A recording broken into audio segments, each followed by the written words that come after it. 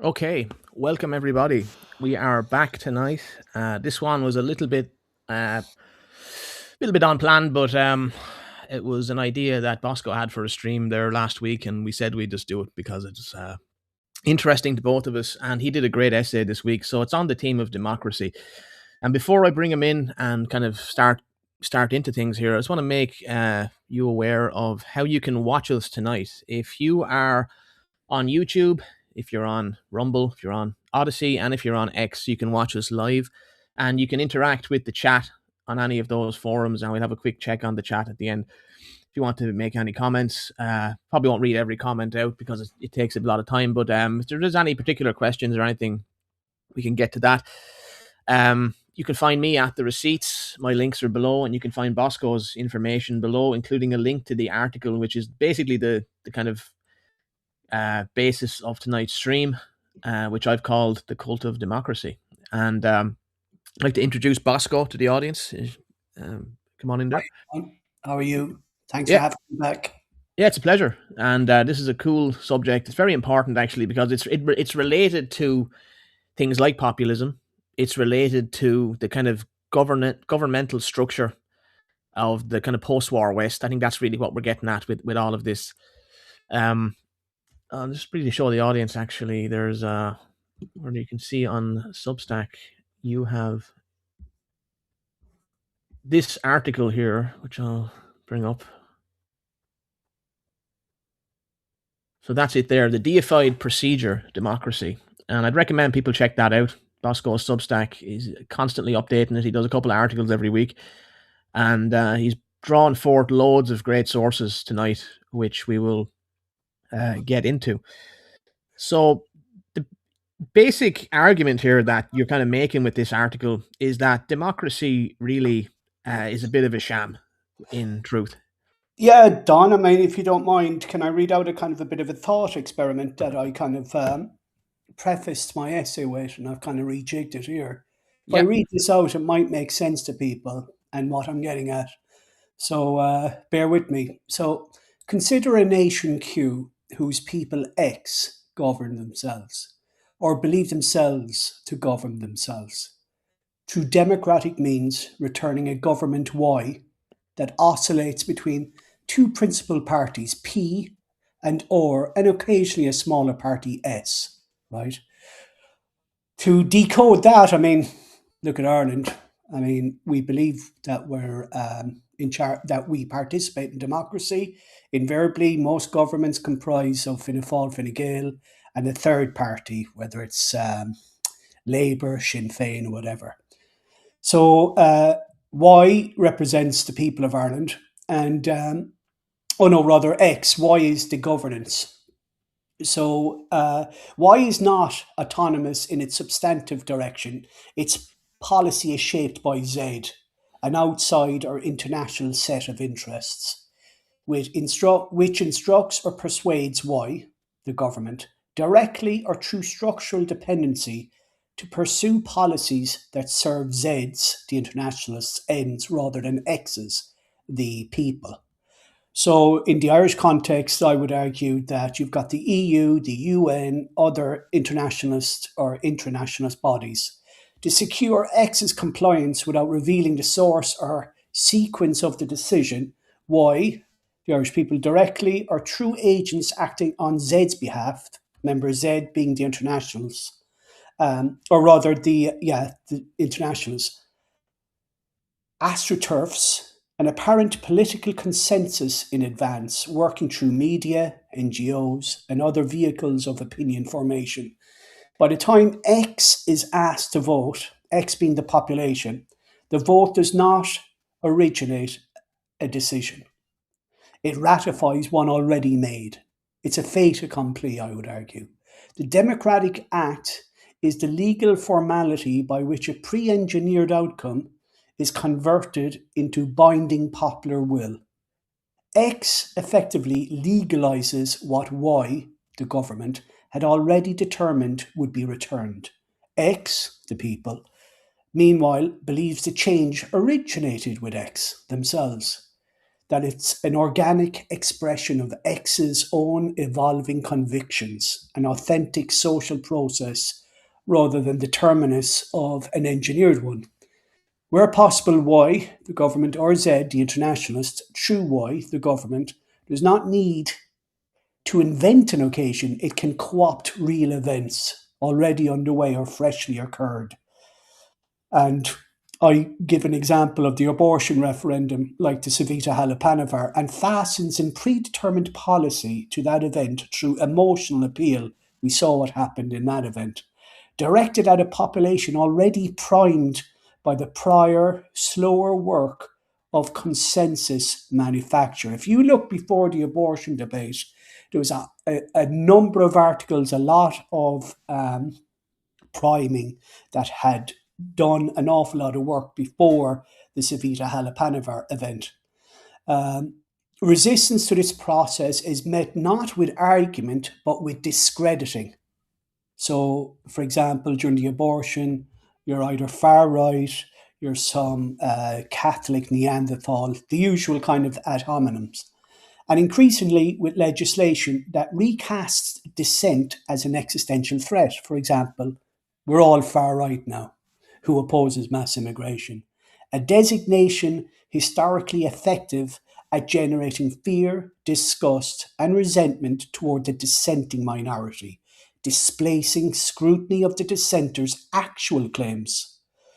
So that was the kind of thought experiment I started off with, and I don't know what you think of that, Don. Is does that sound kind of Yeah, I mean, that is a way of articulating, because what you're basically suggesting here is that behind democracy, really, because you open up when you get into the kind of main argument you're making, you start off basically by defining what democracy is like, and you basically say that it fuses demos, which is not exactly the people in an abstract unified sense, but specifically the common multitude, the masses, basically, mm, and then kratos. So you've demos and kratos is like the brute power or force.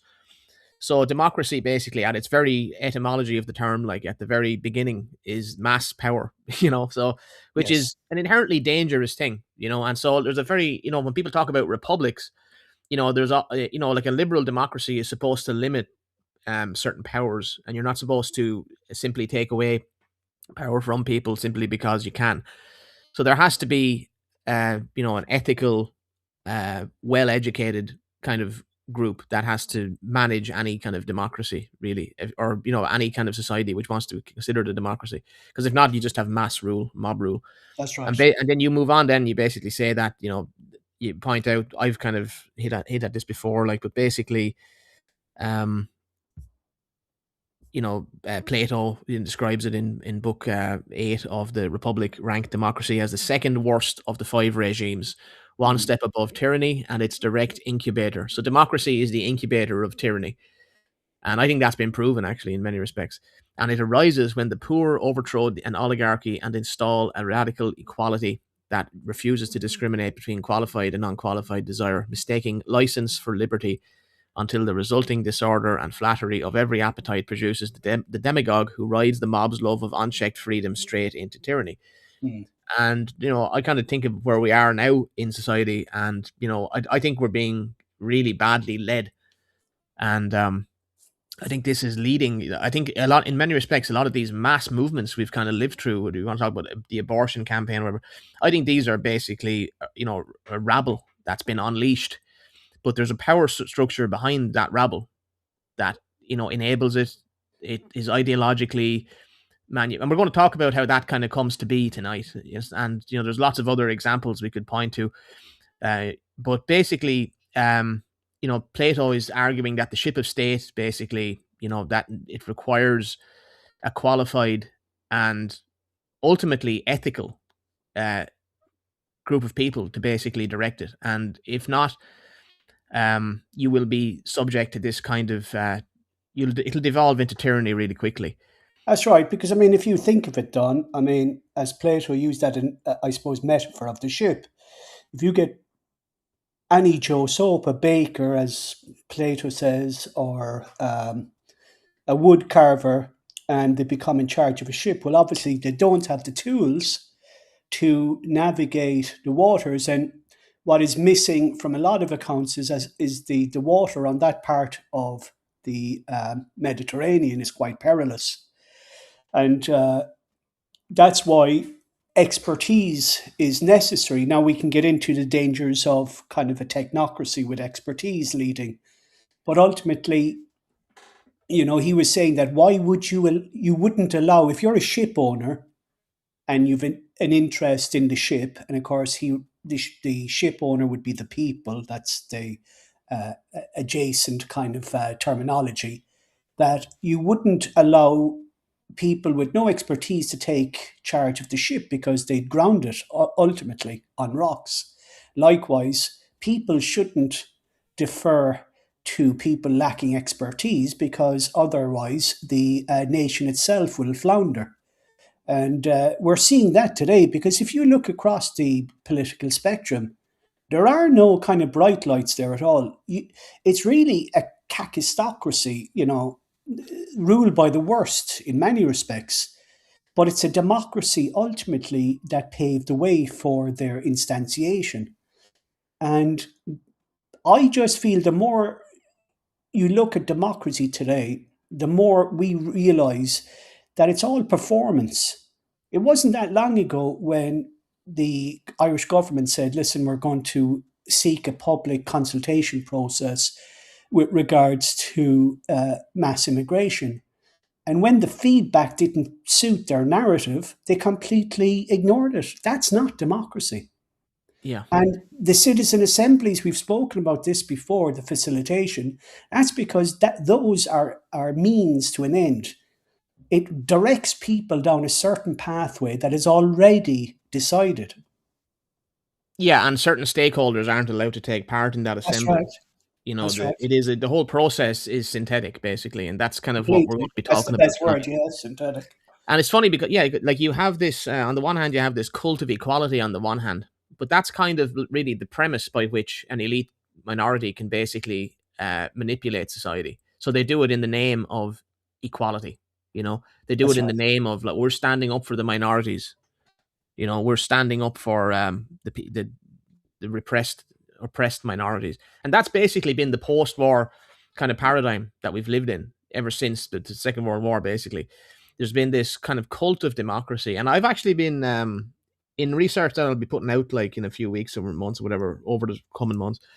I've come across this how this kind of system was kind of really kind of put together, and a lot of it kind of this general like liberal order in the West. A lot of it actually does come out of the Second World War. A lot of it actually does come out of re calibrating, let's say, Germany, and then also recalibrating all the West, basically, so Mm, that there was two things that have been done. There's this direction of this cult of democracy and equality on the one hand. So we have all these big moralizing kind of concepts. So we're ethical. We're bringing democracy to the rest of the world. We're going to expand. We're going to bring liberty. Where the West is free and the Soviet mm, Union is evil, and all mm, those other systems were evil, even though we aligned with them during the war. But whatever, we are is it basically we're gonna externalize all of this to the rest of the world and liberate mankind. And then on the other hand, you have the creation of this system of manipulation, because this is also the era where you get the scientific control of the masses. It's never been more possible through mm, people like Bernays, Lippmann, so on. Like basically Jacques Ellul and all this kind of idea of like the whole social organism can be just controlled basically. mm, So what I found this is like this goes into like areas like race relations, it goes into the civil rights movement, it goes into all, and then later gay liberation and all this stuff. This is all basically premised on this, like, and that's why the West is the great promoter of LGBT ideology all over the world. Everywhere America goes, it's promoting LGBT. It's really like it's going back to this kind of system, this overall system that's been developed. And later on, I'm going to give you more information on that. But basically, what we've kind of laid out here so far is that democracy can be kind of used to justify anything, because it's basically a slogan mm, in today's day and age. Like it's like something is good because it's called democratic. Doesn't matter. You said this in the essay. No matter what the thing is, if the elite minority wants to market it as good, it says it's democratic. We had, you'll see this on X if you're arguing with someone on X, like, and it's a politician. They'll say, "Well, the public decided now," and but if the public don't like something, then that information is just completely discarded, like with immigration. The That's right. public doesn't like mass immigration. That's never been more obvious, and you have to twist yourself like a pretzel in order to avoid acknowledging that basic fucking fact. And yet, that information just doesn't feed. Oh, that's just an ignorant minority. Or the public just don't understand. We need to do this because X, Y, Z. It's good. But as soon as the public likes something that we're doing, that's the justification for it. That's You right. know. So none of it. All this points to the fact that democracy is just ruled by elite, and basically that's the popular will is fickle and can always be manipulated by some organized minority. Well, there's been politicians who've come to my door over the last number of years, and for example, a couple of years ago, I think it was Fianna Fáilers, and I said, "Of course, I won't be voting for you. I don't vote for people who dehumanise the most vulnerable in our society, the unborn child." And they said, "Ah, no, it's been brought in by democracy." And I said, "Are you seriously telling me that consensus determines what morality is?" I said, "We're going down a very dangerous route there. Because if you can manipulate the people into believing in evil, it's still an evil. It's just that it's got kind of the weight of a majority. That's all it is." And like, there's a theorist called Gaetano Mosca, and he conceived of a concept called the political class. He calls it in Italian elementi di scienza politica. 1896, I believe, he wrote about this, and he holds that every organized society, regardless of its formal constitution, divides into small class that governs and a larger class that is governed. Democratic procedure charges or changes the method of selecting the governing class, but not the fact of its existence. And so, like, that's where I do think that is kind of quite prevalent in the West today. Yeah. And I'm gonna, yeah, basically, because that's what the post-war system basically is in reality. It is that it is using like this idea of democracy, but if you actually look at the people who are the kind of leading, who were the leading kind of developers of the post-war system, the liberal order, international order, the rules-based order, whatever you want to call it, like ultimately, they are very aware that they are managing society. Like they are actually aware that they're not. There isn't, they use this term democracy, but it's actually code language, and the code, it's basically code for we are the enlightened rulers, and we guarantee that you're going to have certain kind of freedoms that we kind of develop and ascertain.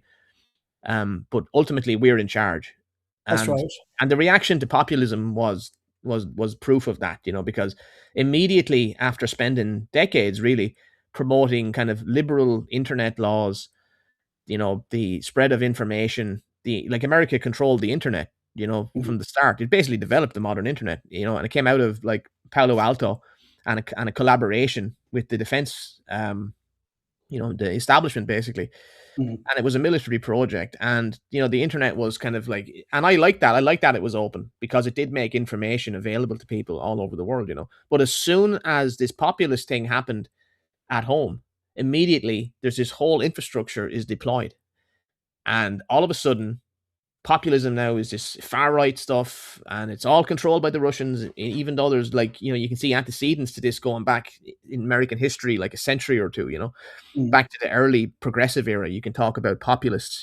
Populism is a huge part of American culture. It's always been, mhm. and yet now it's marketed as if, oh, it's some shadowy conspiracy, and these people hate our democracy. What it was that they didn't like, and for whatever, maybe there was a lot of like stupidity associated with populism. Maybe it wasn't a perfect. They didn't have a perfect theory of politics or power or anything, but they were picking up on the reality that we're actually not in control of our society here, and we don't like what these elites are doing. So there was an acknowledgement within the populist movement around Trump and all that in 2016. There was a realization that we're not in charge of things, and we want to have we want to change certain things.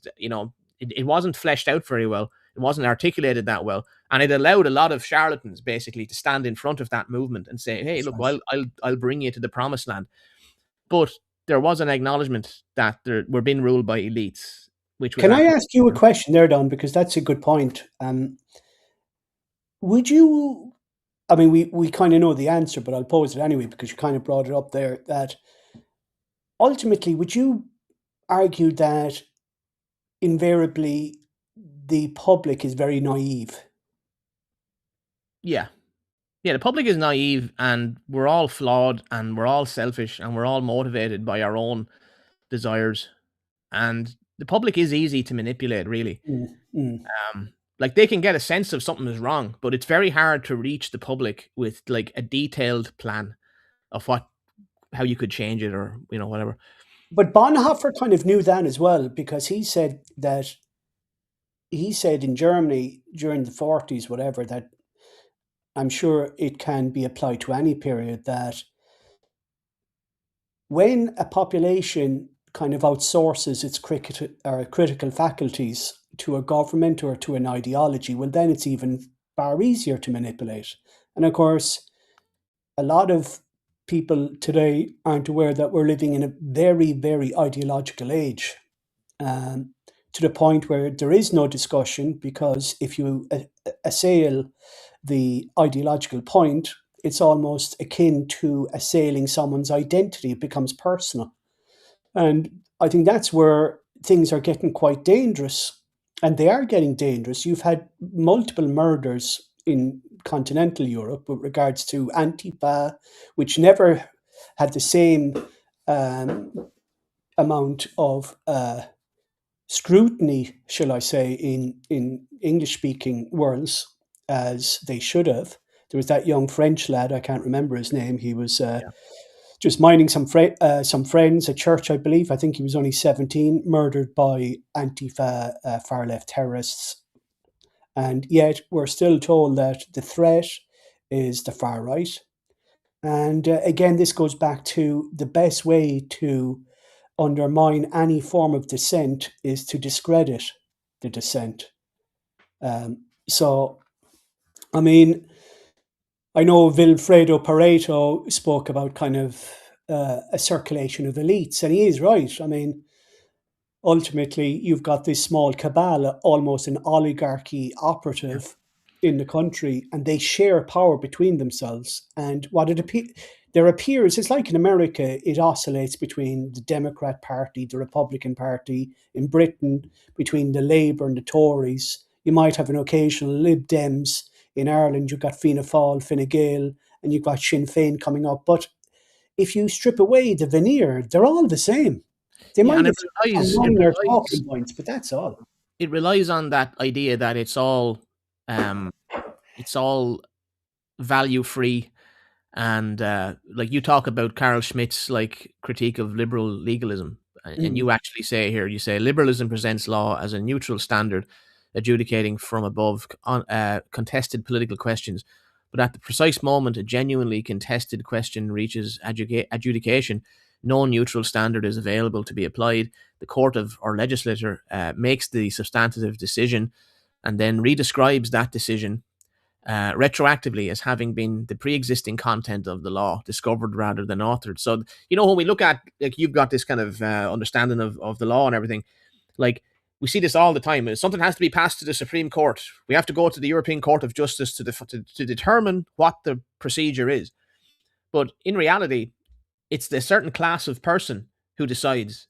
It's Of course it a does. certain category or class. I would say it's a class, basically, without being a Well, I would commie. ask this question, Don. Why do you think that there is always this kind of political turmoil in America when it comes to the selection of Supreme Court justices? Yeah, If the that law is a was certain, if the law was certain, it shouldn't matter what side of the fence you're from. But yeah. they know it's not. They can retrofit whatever belief they have onto the law is actually quite malleable. There are different techniques, kind of distinguishing or overruling, uh, you know, various techniques in order to evade precedent or to. Another one is like if you use a mode of interpretation of the constitution and say, well, I believe not in originalism or textualism, But I come from a school that looks at that sees the constitution as a living organism, that it changes with the times. Yeah, and So after the war, that's exactly what was done, and that is the basic procedure you've described there. That's exactly the mechanism by which every Western country basically has been liberalized. that's Because right. all of a sudden, in America during the civil rights era, all of a sudden, all these civil rights were found, and all of a sudden, and it was the same in Ireland. And one of the architects of that was Peter Sutherland when he was Attorney General in the 80s. He was basically able to determine, he said specifically that I believe in a living constitution. So this term living constitution became associated with basically progressive reformers. And so what they do, and remember, every Supreme Court appointee is a political appointee appointed by Fine Gael, Labour, or Fianna Fáil, or whoever is in government at the time. And so they're all political hacks. They're all basically they all know each other. They're all from a certain class. They tend to play golf in the same places or be in the same yacht club. That's right. There is a class structure here, that's going on, and it's not acknowledged that that is the actual power structure that's directing society. And that's not, you don't have to have a Marxist critique of that to acknowledge that there is clearly power, and certain values are associated with that. So That's people right. like Sutherland were internationalists. What his whole career, we associate him later on with the opening up of borders basically across the West. He dedicated his whole life at the end, basically, after being a head of the World Trade Organization, Goldman Sachs, and he comes out of Clongowes, in Dublin, the elite, Jesuit school, and he was part of the European movement, and he's known as the globalist, but he's a great example of this. Like, he dedicates the rest of his life to opening borders, and all of Mhm. these leftists or whatever, they they will say that they hate Peter Sutherland, but Peter Sutherland encapsulates exactly what it is that they're supporting, like, which is that borders weaken nations and globalizers want to weaken nations, and Well, this I is think considered to be good. you you've know hit on something there, Don, because I think the left aren't still aware that their own party structures have been completely captured. Because yeah, if you look back, many of us have said the left today is not like the left of yesteryear. Because the left of yesteryear, including Connolly, right, would have looked out for the working classes. The working classes, native working classes, are the least thing the modern left care about. yeah, yeah. I mean, the post-war left see, the left was the first target in a way for penetration, like for complete takeover. And you mentioned the Congress for Cultural Freedom and all like this, which took a lot of liberal and leftist kind of people and basically put them, created front organizations, and it promoted modern art and it promoted all this kind of stuff. Mhm, Like, people go on with the Soviet Union, but the Soviet Union was promoting kind of classical structures. If you mhm. look at their kind of artistic idea, a lot of it later on, especially under Stalin and all. But like, where the West is promoting modern art and jazz and all this kind of stuff. Um, your point there. Um, If I may, there, we were yeah, talking about law, and I just want to mention one other thing, Don, if you don't mind. And that is the concept of the reasonable man in law. That's a kind of foundational, what would you call it? A legal fiction used in law. And it's quite common across most common law jurisdictions to establish an objective standard of conduct rather. And no, it's hypothetical, it's not a real individual, but it's kind of a benchmark against which behavior of the actual population is measured against or measured in civil and criminal proceedings. But the thing is here is that the courts look to the reasonable man to construct, what is objective, reasonable behavior. But what usually happens is the government, through various agents of socialization, um, they've already primed and manipulated the population to believe certain beliefs, to have certain values. For example, when you and I were growing up, right, when we were in our teens, we would have probably laughed at the concept of two men getting married. Now it's taken as normal. yeah, And how does that happen? Because ultimately, society is shaped by those agents of socialization, the education system, um, entertainment.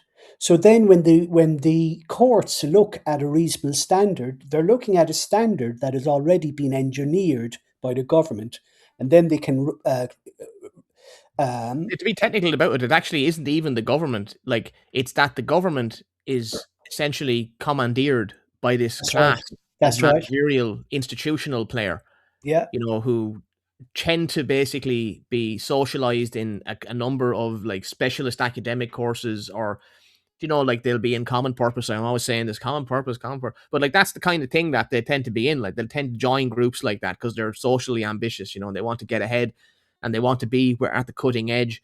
And this kind of globalizer class, if you think of Sutherland or even Mary Robinson as the kind of archetypal kind of globalizer, it was that's a right. very 20th century paradigm. Mm, But the idea is that you're looking outwards.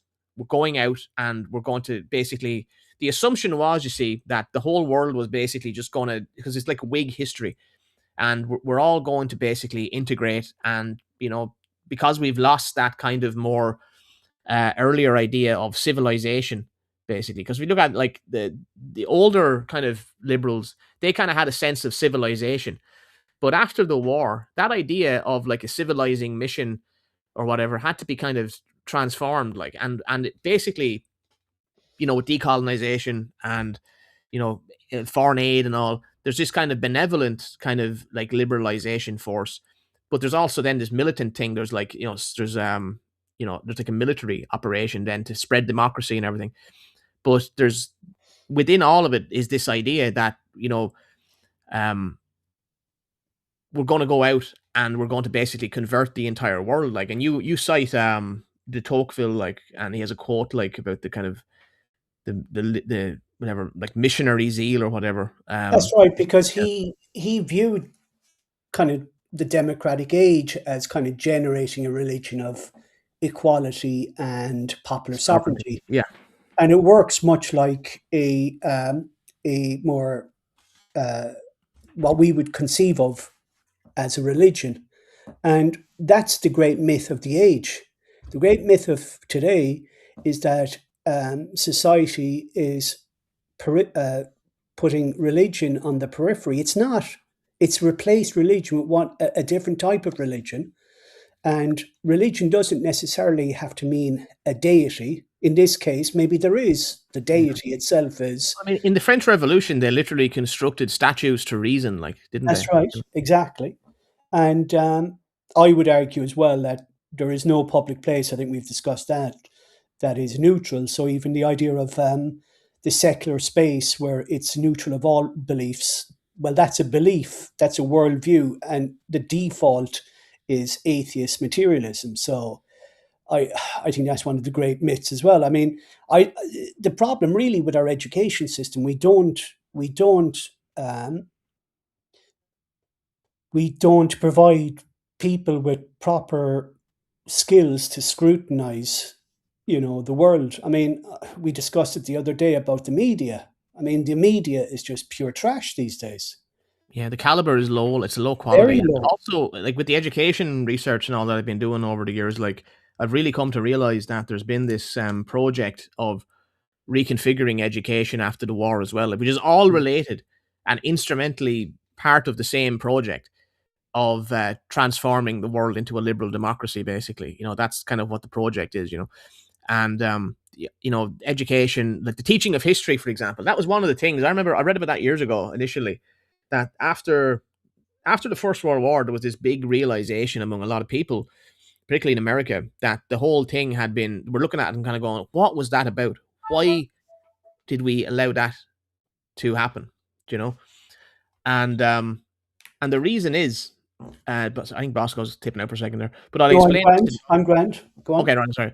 No, but basically the reason that they realized that the war had been a disaster and lots of people had been killed, and it resulted in this peace agreement, so called, at Versailles, which ultimately laid the groundwork for the Second World War because it was so unfair towards Germany. That's right. That's And right. this is, you could go on to all with that whole thing, but the point is that there was organized anger. There was People were angry about their sons and fathers being killed in this conflict, and it was the war to end all wars. That's You right. know, and I see liberalism has this tendency to basically use this lofty rhetoric. And when they use this lofty rhetoric, you're not able to basically say, no, you're wrong. You're not allowed to say you're wrong, because you're basically saying I'm evil. If you object to spreading democracy all over the world, you're saying, oh, do you want these people to live under tyranny?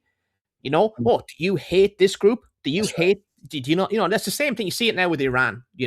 We're being brigaded basically by this structure, this liberal structure, which NATO and all of these Atlanticist think tanks, they're all part of this structure. It all emerged after the war. All of this stuff like comes out of that. And that has a leading, role in directing where we're supposed to direct our military, our energy, and spread democracy. And after the Second World War, basically, with the creation of UNESCO, there was an organized attempt, basically, to control how history was written about the war, because they Mm. didn't want this to happen again. And this will make a great video sometime. But there's lots of stuff to talk about. But there was the Council of Foreign Relations, for example. I'm sure it was. I think it was Council of Foreign Relations, or was it Chatham House? I think it was Council of Foreign Relations. They made a dedicated history, for example. And people like Churchill, they spent a lot of time producing their version of what happened, to say we were justified, it was all necessary. And that's why the Second World War became this big thing in people's minds. We can't, everything bad that happened was because of that. And so education is a core component of the liberal democracy, and so now it's evolved into all kinds of things. Education for global citizenship, LGBT indoctrination in schools, Mm. whatever is going to be part of the liberal dispensation has to be brought into the education system. So the education system is a war. It's a war zone, basically. And parents are fighting different aspects of it because they realize this is an ideological imposition on my children. They're being indoctrinated. This is not right. This is not actual education. But you can see after the war, we have I don't know what you would call this, but modern education does not produce great thinkers. No, it And doesn't. if you look at like politics today, like politics has just degraded now to the point where it's just slogans and personalities. And so you just have a, even with the boring kind of politicians that we have, so much of it, like you hear them speak and it's embarrassing. Like none of these people have a serious political philosophy, really. Do you But it's know? also I mean, the media have a huge role in this because when they interact with political personalities, there's no sense of saying, listen, I'm not going to tolerate kind of obfuscation or evasion anymore. Just if I pose a question, I like an answer. But I can understand from the political point of view that you can build up a career for 40 years. It only takes one bad statement to undermine it. I can understand why they're careful. But by the same token, it renders kind of this interaction between the media and the political class redundant because it's like a dance. The media ask the politician a question.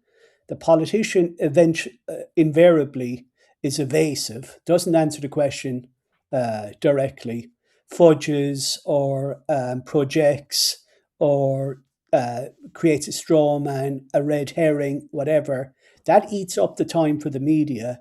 And that's it. That's apparently, the engagement between politics and the media today. And that's just performative. It offers nothing. I mean, I also think that you I believe that politics should not be a career per se, because ultimately you've got people who've got a vested interest to stay within politics. And so they like a lot of people may not be aware, but there's two kind of models of representation in politics. You've got the trustee model and the delegation model. The trustee model effectively is that you go in and you do the best that you think for on behalf of your constituents, right? So they vote for you, you go in, and you're the expert kind of in persona for the constituents. Then the delegate model is that You take the directions from your constituents and you put forward the directions from the constituents. But what happens in Ireland, and it's never really discussed, is that at the doorstep on the hustings, right? If you're at the front door and you ask a politician, will you do X, Y, and Z for me, or I think it's beneficial, they're in the delegate mode and they'll go, of course, I'll put that forward, I'll argue this, it's in our manifesto. But then once they get elected, they suddenly adopt the trustee model and say, no, I'm doing what's best for the country. I'm here to do, I'm more than just Johnny Murphy's representative. I'm the representative of a whole collection of constituents. But really what they're saying is, I'm a representative of vested interests. And when it comes to election time again, then they suddenly divert again, or revert rather, to the delegate model. It's all a game. It's all a game, and it's become so kind of normalized now. That's what people expect, and then when the invariably, you know, when it's kind of instantiated in kind of legislation that the people might object to, suddenly the people are up in arms, and you're kind of going, but sure, you knew this was going to happen. And I would argue, how do you know it was going to happen? Because it's consistently happening. Like, there's something desperately wrong with politics in the West. And as you said, they try to import this model around the world because they know it's very, very easy to manipulate. You can manipulate the people very easily and maintain power. And because democracy is seen as one of the greatest goods, it's like a deity in itself. That's why I call it the deification. People then go, oh, but it's democracy. You could, like, in put up statues of Ted Bundy, and they'll go, yeah, but it was a democratic Yeah. decision, so it must be Exactly. great. If it's democratic, it's good, you Yeah, know. But if it's populist, it's bad. exactly. You know, it's just Exactly. They're it's doing the the same double thing think. but You different know, words. the double think is amazing. Exactly, it's doublespeak. Yeah. I want to do two kind of main things here.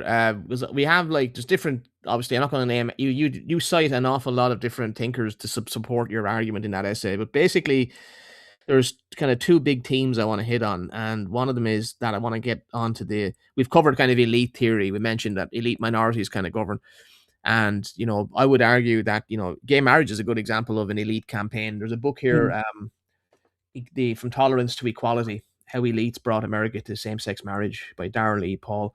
And that book basically is like an academic book, but he basically just outlines that story and how basically it's these minorities within the institutions who led the whole thing. And actually, corporate America was ahead of the government. And it was like the government was like racing to catch up, with where the kind of culture had brought these different elite minorities basically already. mm, But that's minorities rule. You said you just have to accept that there's a managerial class and its values are being transposed onto the broader society through democracy, through liberal democracy, whatever you want to call this system, this post-war democracy or whatever.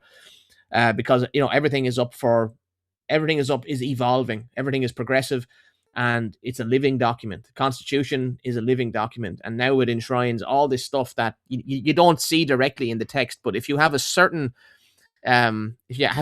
skill set, if you're a Harvard law student or something, you can determine that it has all these civil rights that are actually we just didn't realize were in there already. But that brings us to then the idea of public mind, the public mind, or the myth of the public mind, I call it. So you have a number of you cite like Jacques Ellul, Antonio Gramsci's concept of hegemony, Edmund Bernays and the whole Torches for Freedom campaign, which made mm, cigarette manufacturers loads of money by linking smoking to feminism. Walter Lippmann, he famously, yeah, actually he's a good example. I'll talk about him in a second. And then Kenneth Arrow, the impossibility theorem: a coherent popular will may not exist as a well-defined object, you say, even before any manufacture or capture has occurred. So there is no such thing, basically, as a popular will. It's a completely notional thing. It's like a theoretical thing, which, we can write and say, well, that exists. Yeah, but it doesn't really exist. What is the popular will? I mean, if 51% of people want to take away the rights of 49%, is that a good thing because it's democratic? But could you talk a little bit about Kenneth Arrow there, about that impossibility theorem? Because I hadn't really heard about that before. Yeah, it's I I have have a to remind myself there. I've yeah, been look, doing so. actually I have a tab I wanted to bring up about. I had made note of that. Before I talk about him, there is one thing I just did want to say that I think it is very important, and it's a different theorist called George Stigler. We will come back to what you Yeah, were discussing there, but it's kind of the regulatory capture theory. I don't think I put that into my essay at all.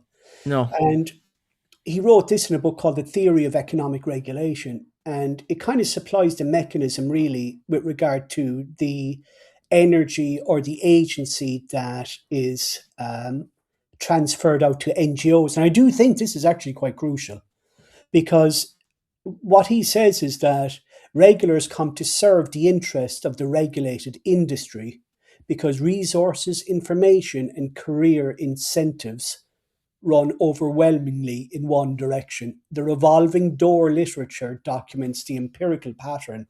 Officials who or anticipate who or have already secured post government roles within the sector or supernatural body they once oversaw internalize its preferences before any instruction is needed. So again, like I mean, it seems what we see happening really ultimately is that there is this grand kind of mirage out there that we're living in a highly participatory society when ultimately it's all just a veneer. but we are. It see that's the thing. It is actually participatory. This is the thing. It's participatory, but in reality, your participation doesn't matter unless it's going in a certain direction. Basically, like because ultimately, it's just about harmonizing you with what has already been declared to be the direction. Yeah. And so like I think there's kind of a paradox like where it is participatory. You are taking part in it, but in reality your opinion doesn't really matter. And if you go in a certain particular direction on any particular issue, there's just a line where which okay, you're out of bounds now. We don't talk with you, we don't interact with your ideas, we don't question it, we just kind of ignore it, or we try and kill you if you're too extreme or whatever. Mm, But mm. it's Well, that yeah, is like yeah, yeah, if you want me to talk a small bit about Kenneth Arrow, and yeah. I have it. I just pulled it up here. I have pulled it up as I had made note of this. So like Kenneth he's Arrow, an first one. interesting character. I mean, ultimately, what he said, right, and he challenged a kind of a consensus at the time, and he said that, you know, um, he challenged the idea ultimately that a group can, what would you say, consistently and even rationally aggregate individual preferences into a collective decision. Yeah, He questioned that. And he argued that the system must be able to process any logically possible set of individual rankings. It cannot give up or remain silent when faced with diverse or unusual options or opinions. And he said that there's no single individual preference should dictate the outcome for the entire society, regardless of what anyone else wants. He spoke of as well the Pareto efficiency issue that every member of society prefers outcome A over outcome B, then the collective choice must also rank A over B. And I suppose ultimately, he proved that a society with at least three options to choose from, there is no system of aggregation that can satisfy all these conditions simultaneously, unless the system is dictatorial. Because ultimately, like what does he say? Um, where just say where A beats B, B beats C, but C beats A, it will invariably violate at least one of the what he calls the fair criteria. And his work really proved that there's no perfect democratic mechanism because every voting or decision making system involves an inherent trade off. And that's the key. And I think yeah, Thomas Sowell often speaks about trade offs. I think it's a very good way to look at how society today works. yeah. Exactly. Because, We're kind of like there's no such thing as the public mind really, and that no matter what you do. Like, there's no way to actually really ascertain that, and that you're constantly basically uh, trading off certain things. Like, and that's what it's actually an argument really for small government, for keeping the government out of certain areas. I can understand the wisdom in that. Like, my early libertarian years, like I can totally understand why. If you're going to have a government, at least keep it away from doing as much harm as it could potentially do. Like, there's a good argument can be made for that. I think you can see that a lot with the modern state as well, is that it's in every area of life, Well, manipulating, well, interfering. he does kind of pose, Arrow does kind of pose this kind of question, and it's something that really requires a lot of analysis. And he said that when you think of it, if you demand perfect consistency, right, just say that there's a homogeneity, you get a form of dictatorship in a way. Because if you move away from it, you've suddenly entered this kind of lack of social cohesion. So if you demand democracy, then, especially liberal democracy, where you have regard for the minority, then you must accept, as part of that regime, the possibility of what he would call incoherence. So in any liberal democracy, there's always going to be a battle for um, the public space, and that's what we're seeing now. But it's not just that, and like people might say, in most democracies, that's not how democracies work. And this is another great myth is the liberal myth that the best ideas in the marketplace of ideas, the best ideas win out. Well, that presupposes that every person in that market is rational. I think I've said this before. That's an assumption that is actually not true at all. Mm. Most people are emotionally led, not rationally led. I would argue we're emotional beings with the capacity to reason. And how do we know that? Because we have so much information now based upon not necessarily psychology per se, but rather on how individuals interact with the market, consumerism. And Yeah, that's how branding works. and exactly, and that's why those documentaries about the century, the self by Adam Curtis, like that's why they're so popular with so many people across the political spectrums, because they basically demonstrate the emergence of marketing, advertising, branding, and also this kind of consumer kind of lifestyle. Like the 20th century, basically the post-war world we're living in, like is a total like uh it's at odds with all of human history, basically, where Yeah. you have this expanding markets, globalization. You have this, managerial kind of structure being created, which is actually supposed to uphold like freedom or something. And at the same time, you have cognitive science moving forward. Our understanding of how to manipulate public opinion and Mm. control people has never been higher. The technologies have increased in scope and scale. And you mentioned like Jacques Ellul and sociological That's right. propaganda, which is like a deeper layer. You say that does not argue for conclusions at all, but constitutes the unstated categories and background assumptions, which from which any conclusion is subsequently reached. I mean, that's a much more deeper level of control, and it's not actually manual control, it's automated. Like certain values are just going to emerge out of that kind of class that gets that kind of sociological programming, basically. You And raised a point earlier on, the use of slogans. You might just expand on that with regards to a lull, because that's exactly what's happening. If you look at the slogan, love is love, we've mentioned that multiple times. What exactly does that mean? For a start, it's circular, but there's many things about, you can say that you love, and I know I've said this before, but you can love a hamburger or a slice of cake. Doesn't Mhm. mean that you have the same love for a hamburger as you might for your granny, because it's a form of homonym, you know? But that succeeds in a population that has deferred all its critical thinking to those in charge of the ideology, or those with ideological power. You might just kind of expand on your point there about the use of slogans. I do think actually that's really important. Yeah, I mean that was the thing with all of the referendums in Ireland, was the use of slogans. And love is love, that's a famous one. Yeah, there was the other one. Uh, yeah, during the repeal the eighth campaign, and even calling it marriage equality. That was That's how right. it originally emerged, marriage equality. So the premise is already assumed, like, which is that there's a state of inequality that is, that is wrong. Mm. Whereas in actuality, the two things are My different. body, my You know, choice. That's another my one. body, my choice, a classic, Yeah, like yeah. insane kind of thing. And then Refugees are welcome here.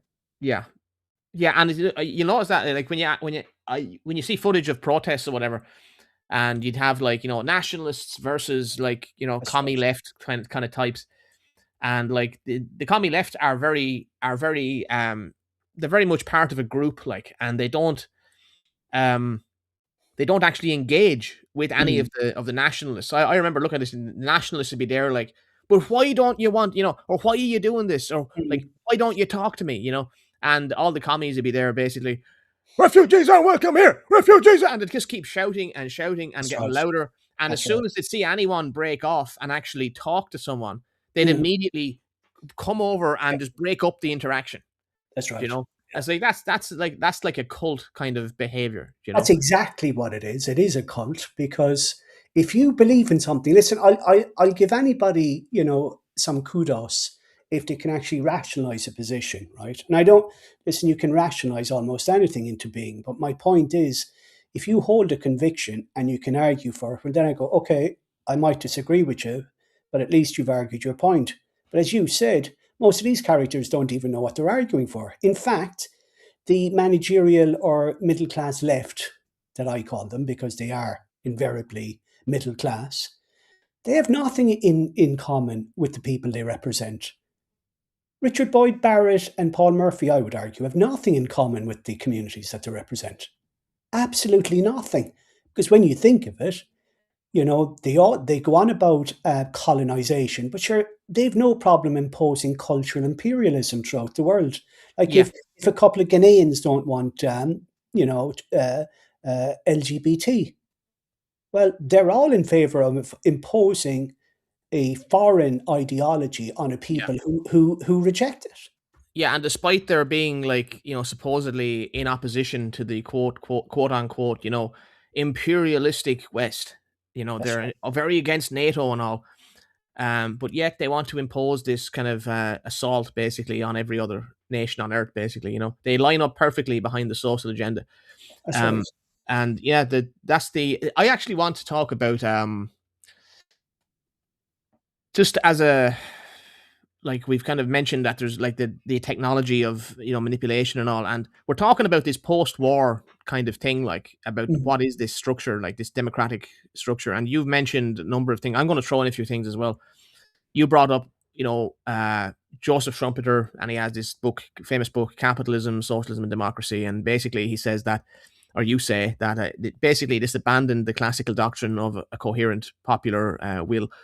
And so democracy then is simply the method by which competing elites, through periodic electoral struggle, basically Well, fight they for the right. compete for people's votes, but Yeah, that's but all it but is.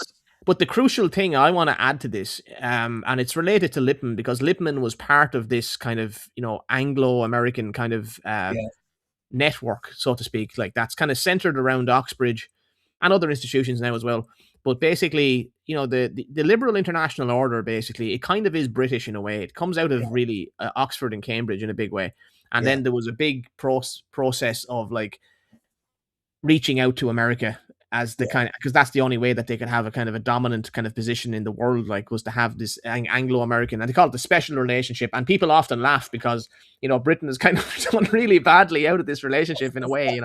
Yeah. Like, Britain has not done well out of this when you look at Britain now. But whatever, and you could argue about, well, what force is kind of behind that, really. Like, you could argue about the different elites within it, but let's just take it on its face, that it exists. Like, there is some kind of institutional layer that you can trace, because you can trace back through institutions like the European Union, going all the way back into the European integration movement of the post-war era.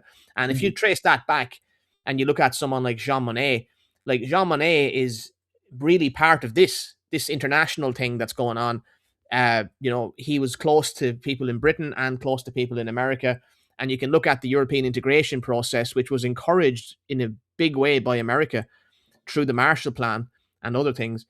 And the OECD comes out of that later. Mm. That comes out in the 1960. The OECD was led by the Americans as well. Like that was a big way of getting these particular Western economic kind of societies to kind of collaborate in ways. And this structure goes back earlier because Walter Lippmann was part of this. He was part of the inquiry around President Wilson that Mm. went to the Paris Peace Conference after World War One, basically, and they formed that kind of Anglo-American structure in a more formal way Yeah. by uniting the British under the Chatham House, Royal Institute of International Affairs, and the Americans who were there were they all kind of centered around this thing called the Council of Foreign Relations, and both of them basically exist. The level that I wouldn't say they're the same institution, but they constituted the kind of nexus that began this whole thing that we're dealing with now.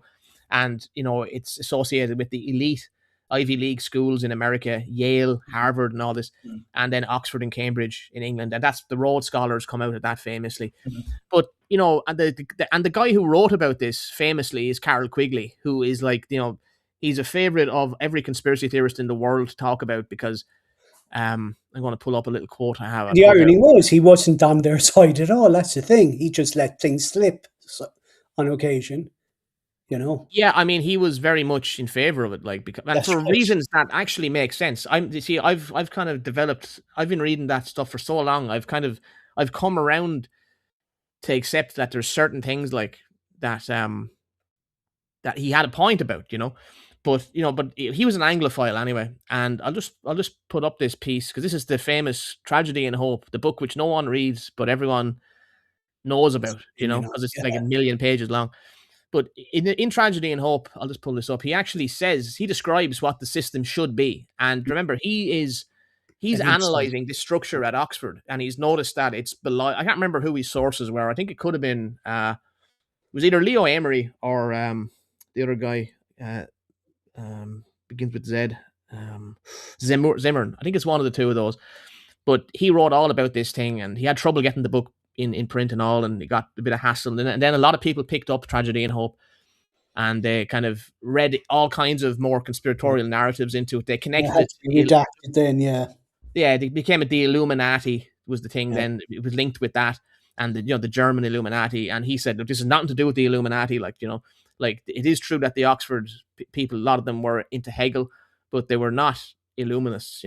But the point is that this is kind of the beginning of this system. And Quigley says, I'll just read it here. This is on Archive. You can read it on Archive. It's on page 1247. And he says, the chief problem of American political life for a long time has been how to make the two congressional parties more national and international. The argument that the two parties should represent opposed ideals and policies, one perhaps of the right and the other of the left, is a foolish idea acceptable only to doctrinaire and academic thinkers. So, what he's saying here is that this 19th century conception of liberalism associated with, like, earlier thinkers like Locke and the Enlightenment and the American founding basically is out of date, and that's the big theme that's going on in American and British politics throughout the 19th and 20th century. Is what's the new system going to be? Mhm. And and he says basically then that that's stupid. We can't just work on this left and right political thing. You can't let people have that level of control basically over the society. And he says instead the two parties should be almost identical so that the American people can throw the rascals out at any election without leading to any profound or extensive shifts in policy. The policies that are vital and necessary for America are no longer subjects of significant disagreement, but are disputable only in details of procedure, priority, or method. We must remain strong, continue to function as a great world power in cooperation with other powers, avoid high level war, keep the economy moving without significant slump, help other countries to do the same, provide the basic social necessities for all our citizens, open up opportunities for social shifts for those willing to work to achieve them, and defend the basic Western outlook of diversity, pluralism, cooperation, and the rest of it is already as described basically. So that's the kind of message. That's what Tragedy and Hope is actually really about. Like, is that this system we have to? He's trying to say this is the kind of institutional origin of this system. And doesn't it sound like the system we're living under? Yeah. Very You much know, so. it describes it exactly. Basically, you have two. Basically, America is the classic example, as is Britain. The system is basically designed so that you can only really have two parties, and they're basically the same. And you throw the rascals out, and nothing happens. That's You right, know, because it's what's the old adage, kind of, two cheeks of the same arse. So that's effectively like there is no change, none. And like you might get aspirations, but that's to kind of inveigle you into voting for one side or the other. But ultimately, you get the fait accompli. And I think you will always get sections of society that are kind of disillusioned. And one good marker actually is the growing number of kind of people who do not engage in voting anymore because they genuinely feel disenfranchised. So you can have the illusion of a universal suffrage for people over 18, but if it's meaningless, well then it's only performance. So, and of course, we haven't even touched at the aspect of bureaucracy that these people go into power. They're very, very limited individuals. Micheál Martin, Simon Harris, Mary Lou MacDonald, very, very mediocre characters. They learn this kind of political speech through kind of an apprenticeship as such, yeah, but it's they kind of never. like PR. That's Basically, right, exactly. it's like media training. Like they get trained in how to like they stand there with that diamond hand shape That's and right. kind of which everyone says like this is the Illuminati, but they're That's like right. well, what it actually is just it's just That is very PR. much trained, exactly. Yeah, I think that's a very good point because it's so fabricated, and but it yeah, it's works. It unnatural obviously works. because it's so deliberate. You're like there Mm, must be a reason, there must be some deep reason why they're doing this, but in so reality, it's because they're just trained by that's right. PR spokespeople. This is how you demonstrate that you're grounded and that you're in control and that you're trustworthy. That's right. That's And right. it's the same way Tony Blair with the tree. Like Tony Blair, you look at him, he always finishes like his sentences like with this call to action, and you see the hand goes up like, and it's That's like, right. we will do this, we will do it now, and we will do it forever. That's That's right. That's that's right. Tony In Blair formula. truth, yeah. Same with wearing a red tie. Apparently, conveys authority and all this kind of stuff. But listen, I mean, like there's a bureaucracy as well, a kind of non-accountable kind of government behind the government. And a lot of these people take directions through legislation or through, through EU directives or regulations from other sources. And like that's why I wrote ages ago about the role of conspiracy. There's again another myth that conspiracies don't happen. Conspiracies are ubiquitous because if you define a conspiracy as people meeting in secret to coordinate an interested outcome, well then every marketing campaign is a conspiracy. Every time the government meet in in cabinet is a conspiracy because they're meeting in private to further some end. And you've got so much kind of unaccountability in Europe that never comes to light. I mean, you spoke earlier on about Peter Sutherland, who wanted the undermining of the homogeneity of uh, the peoples of Europe, the native peoples of Europe. And of course, he conditioned or he made that point in order he said, to ensure that the EU project would survive. But again, there's a kind of equivocation there because what he really means is we need economic units within Europe in order to permit the EU project, which is a form of a cartel of power to succeed. These people do not care about native Europeans. They never have cared. And they achieve power through this facade of democracy. Now, there is another question that should be asked: what do you replace it with? But that would take an entire other episode because it, one can critique and look at a system and say, is it flawed? Yeah, there is a question that demands, well, what do we replace it with? And that is a very hard question uh, to ask. You Yeah, know, people will demand, I a just have to certain. go there a Go second, ahead. Don. Yeah, that's cool. That's cool. but yeah, no, the point that Bosco was making there basically is that there's no easy answer here. Like when I was reading the Quigley's, I see in the chat there actually, last through Gale is talking about a few people are talking about that, Tragedy and Hope book and everything. And I've actually read other material like about Quigley and about that whole institutional kind of thing that he was trying to document. And it's made more sense to me because the thing with Tragedy and Hope and the other book that he did, he talks about there, the civilizational one, and then of course there's the one he did all about that kind of what he calls the Milner group, or the Rhodes Milner group, or that structure basically at Oxford, that's centered around Belial and All Souls, and which was a very important kind of player, like in terms of like British foreign policy and everything at that time, and which out of which comes the Rhodes scholarships famously, and this kind of relationship between America and Britain, and this kind of geopolitical kind of structure that we're in with NATO and all. It all kind of evolves out into that. It all comes out of that kind of thing. And there's no easy answer here, because some of these things are practically necessary. We have there has to be some kind of order. There has to be some kind of order.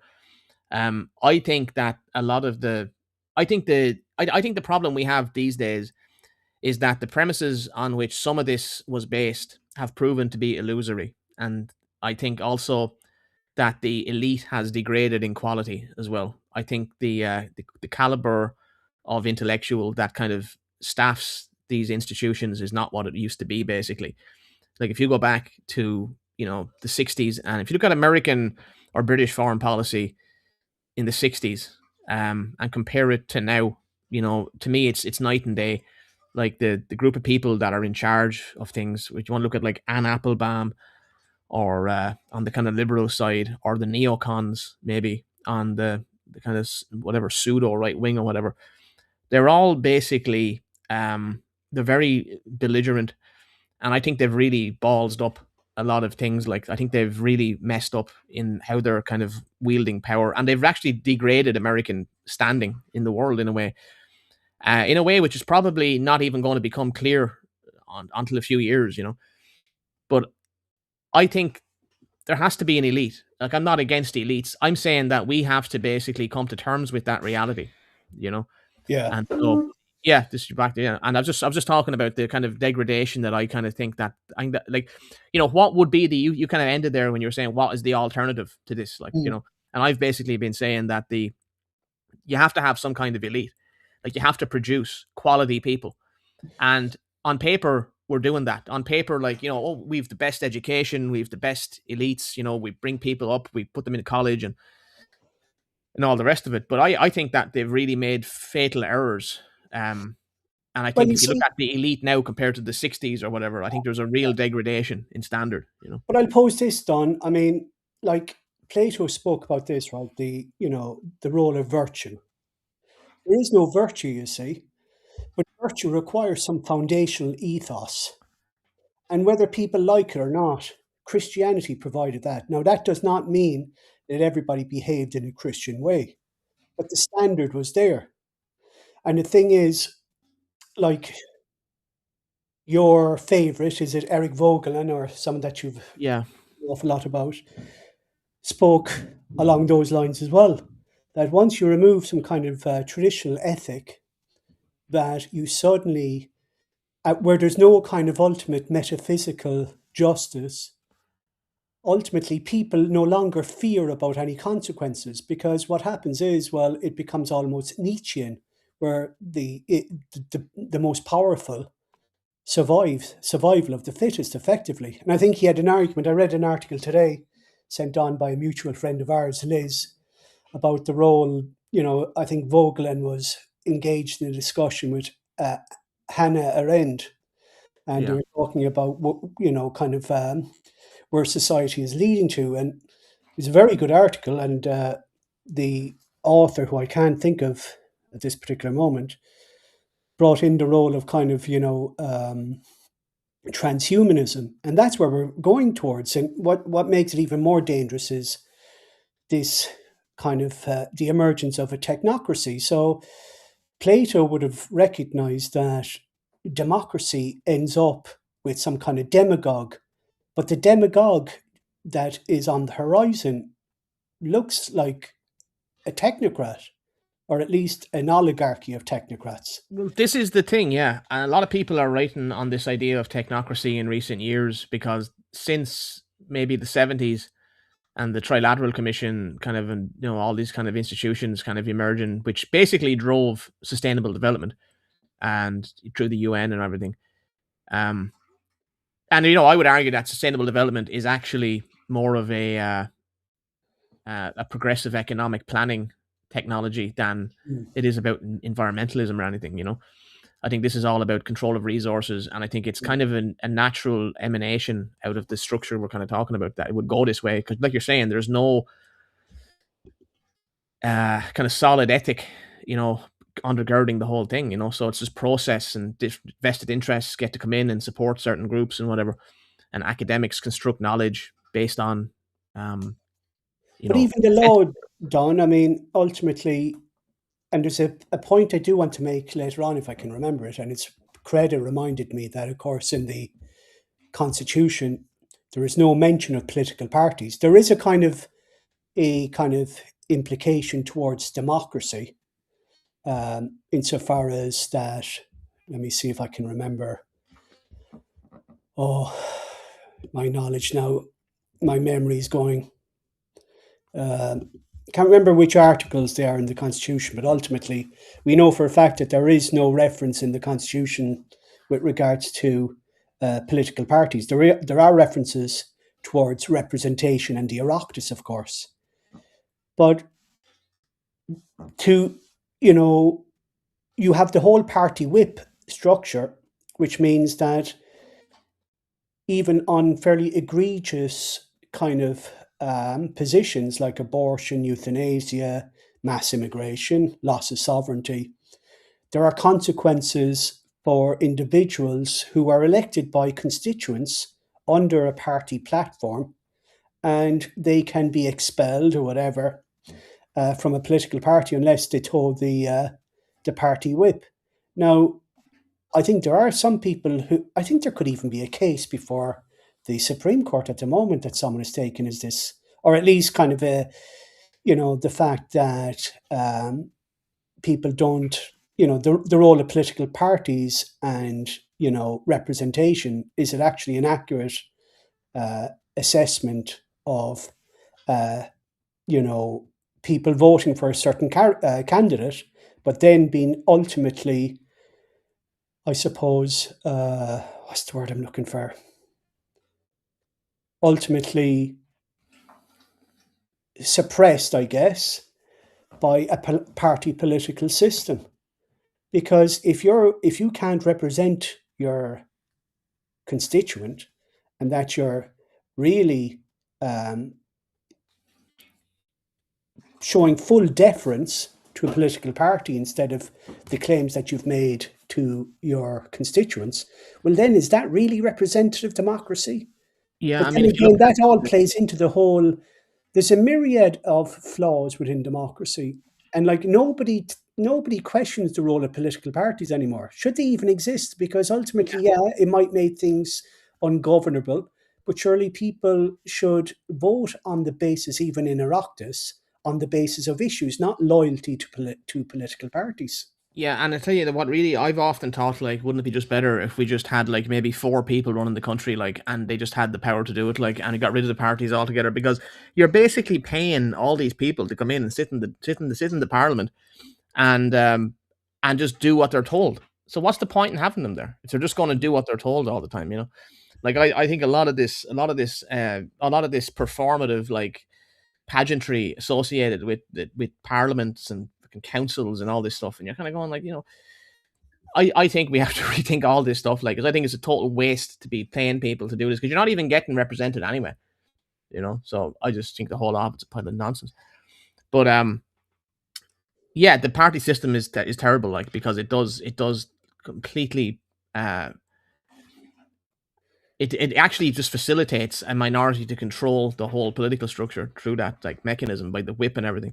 Yeah. Um, I can almost hear a kind of a claim by saying, well, if you've got four people in charge of a country, is that not an oligarchy? But this is where the point I'm talking about, the role of virtue. It's, you see, people in theory, now this might sound surprising to people, in theory, a dictator can be better than a democracy in this aspect. If you have a dictator who's virtuous, right? Because remember, dictatorship effectively is like being an autocrat. For example, one of the greatest autocrats in European history was Saint Louis IX. He cared an awful lot for his subjects, and that's why he's a saint. Effectively, he was a very benevolent individual, but he was effectively an autocrat, and he ruled under the principle of divine right of kings. But you can have a democracy then that can instantiate pure evil and be manipulated by evil and well, promote evil. that's a great line to kind of lead us into what I kind of wanted to finish up on, which was this idea of spreading democracy, taking on this kind of missionary objective. So you say in your essay, you say a procedure that has been deified rather than merely valued instrumentally acquires most almost automatically a missionary obligation. It must be spread by persuasion where possible and by force where necessary, because its goodness is taken to be self-evident rather than empirically contingent in precisely the manner a genuine religious conviction generates missionary obligation. And that really is the story of how this, whatever this Anglo-American Atlanticist kind of order in the 20th century and onwards has Yeah. kind of sought to do this. Like initially during the Cold War, against the Soviet Union, and both of these blocks basically were competing to spread their version of like progress, basically, because the Soviets had their idea of progress too. Like so, both of these systems were premised on economics fundamentally, Mm. like at its heart. So our system can make more shit quicker for less and elevate more people out of poverty. And the West marketed itself as open, and it tried to present then, or the alternative is closed. So we have this openness in the West, which it comes out of Enlightenment thought now, and probably earlier stuff. But the idea is that to be open is good, and to be closed off is bad. So this term isolationism was created in the 20th century to demonize anyone saying, actually, maybe we shouldn't be in Vietnam, maybe we shouldn't be in this part of the world with our bases, and that became, it's very much now part of the media still, like isolationist and populist, all these kind of terms. But spreading democracy has a kind of religious thing almost, like Mm. it's just taken as being as a good. And that That's right. leads, I was surprised you actually brought this up. I was kind of shocked when you mentioned the National Endowment for Democracy, which is founded under Reagan, I think, in Mm. 1983, and how that kind of promoted all these, like, popular movements in Eastern Bloc countries, basically, Mm. including uh, to take away Milosevic in 2000 through OPTOR, and subsequently founded Canvas specifically to train the organizers who built Georgia's Kamara in 2003 and Ukraine's Pora in 2004. And you say the organizational technology of the color revolution was deliberately codified and exported as a transferable method, not a recurring spontaneous phenomenon. The interesting thing was is that all that was brought back to America in 2017. That's right. Yeah. Yeah. Now, like, it's all deployed against Americans. So there's all this Well, that's war the over. ultimate irony. I mean, you have the same with the Israelis with the manufacture of Hamas in order to undermine Fatah, and you have the funding of. Did they fund with the CIA Hezbollah as well and ISIS? So, like, it's ultimately if you set loose a monster, invariably the monster will come back to bite you too. And we're seeing that across the West. And my ultimate belief is that the reason we are where we're now is because we have lost the commitment to any form of foundational virtue. And even human rights, and human rights now, sadly, is being used as a Trojan horse to undermine the last vestiges of any kind of national identity across the West. And it's promoted as this kind of great good. But again, it's all theatre. It's all theatre because ultimately, like, there was a case there, and I can't remember the citation, but there was a case there, depending on EU law, that said that migrants who weren't offered immediate accommodation or of that ilk, they were to be given damages. Yet you have homeless people, people struggling in this country, and they don't get any assistance. And you see, that's where this concept of international obligations comes from. And you see it being uttered all the time. Anytime there's a difficult question, they go, oh, we've international obligations. But if you try, there's no questioning it. There's no further interrogation of that concept because, as I said, the media no longer operate as a form of kind of a scrutinizer, because it's this dance of when they ask the question, the politicians are evasive, and that's the end of the matter. Oh, it's been discussed. It's Yeah, I like mean, you Chomsky can look at said, lively debate within a limited spectrum, and yeah, that's it's really apparent on RTE and all. Like the Irish media is like a small because it's such a small country. I suppose it's such a small little kind mm, of clique of people. Like and like the commentary, the level of commentary and all, it just seems very low quality. Like compared to even though very even low, commentary. very low. Um, And there's but pure consensus across the board. Very rarely do you find someone who's breaking ranks yeah, and the because media there has a is a role. personal cost. And as I've said before, the reason that a lot of these mechanisms have been bearing fruit is because it's largely run by the middle class in NGOs and like apparati that have no bear no personal cost. They'll impose the personal cost of their reputational capital upon the working classes. And in the past, who was there to defend the working classes but the left? But the left now are part of the middle class. They're part of the Yeah. globalist structure. So there's Yeah, nobody left. I mean, we could look at the structure of Irish society basically since the '60s, like as a case study in how that happened. Like because that began with the Labour Party, really, and the Labour Yeah, Party in the '70s like became like a student party basically, and they were that's right. associated with people who were getting jobs in the burgeoning civil service and professional type jobs and everything. That's And right. as you know, and there was a huge explosion in the scale of the state and everything. So Mm, you had the creation of this perfect storm of like mass education coming out then into institutions. They join up with different campaigns. So you get anti-apartheid, Biafra, foreign aid. They're involved in all this stuff, like, and some of them are still around. They're still that's there, right. like, Yeah, yeah, uh, there's people on X like that. People love to get angry about like that guy Daniel Mulhall. Like people are always gonna going on at him because he's like I think he deliberately like takes these kinds of yeah. positions to Mm, kind of wind people up, like because you can just imagine them sitting off in his house. Like he's been a diplomat since the '70s, yeah, and he's kind of just done so well. And he loves the true sign is he thinks James Joyce is the greatest writer ever, yeah. and he bases all of his idea of what Dublin should be. Like so he has this ideal of Dublin based on like Ulysses. And then you kind of like, man, do you walk around Dublin? Like, do Well, you? the irony is with Ulysses, and a lot of academics would concede this, is that you almost need an interpretation of Ulysses. It's not accessible for the common man. So again, it's a Yeah, kind of Vogelin would speak of this kind of Gnosticism, that yeah. this hidden knowledge that you have to get expertise to access it. Oh, there's so And much of that with Joyce. Jesus, yeah, man. yeah, it's just like Yeah, and yeah, we're at a crossroads, Don. I think, and again, this is dangerous territory because what other options do you have?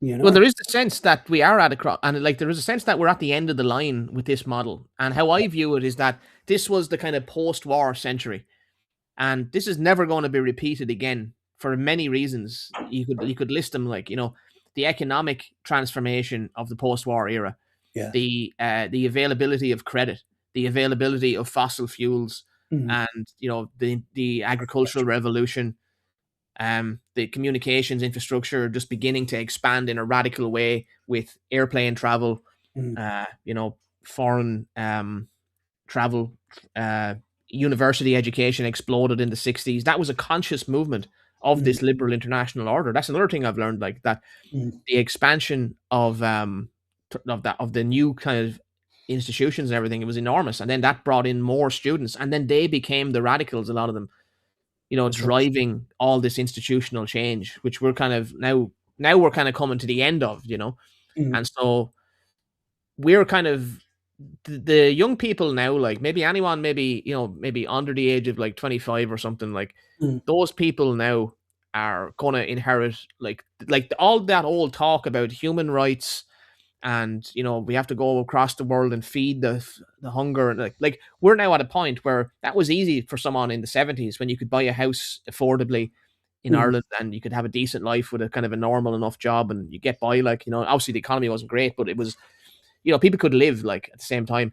mm. And young people coming out now, like out of school or whatever, like they're faced with a totally different reality, and it's very hard to get like it's impossible to get older people to see it, really, like for many of them, like not all of them but many of them, Well, I because they noticed. can't imagine it, like you can't position themselves in that situation. Well, the danger as well, though, Don. I think you've kind of focused on something really interesting there. Is you know what people are coming, into the public sphere to witness.